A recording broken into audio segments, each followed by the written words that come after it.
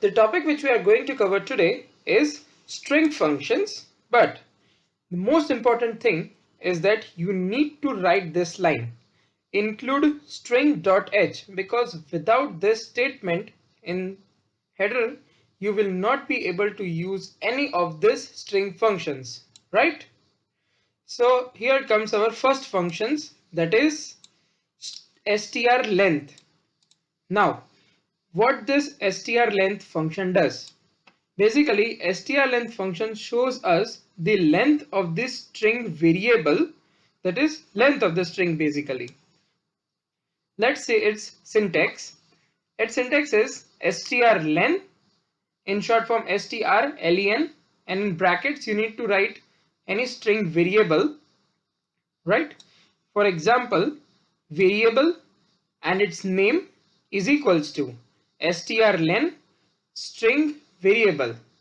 Now, this variable and its name means basically this variable should have an integer data type, as strlen would definitely return a integer value, right?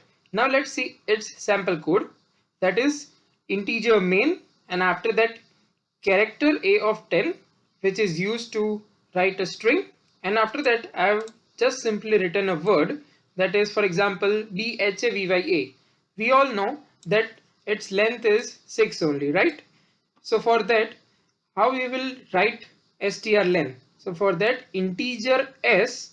So over here I have declared a variable s whose data type is integer, and after that I have written strlen a, so that whatever value is written by this strlen a is stored in variable s who has integer data type, right?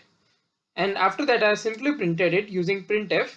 Length of the string is modulo d s. So after that we get answer as 6. So its output would look like this. Length of the string is 6. So thank you guys for watching my video. Please do not forget to like, share and subscribe to my channel Programming Guru. Thank you guys.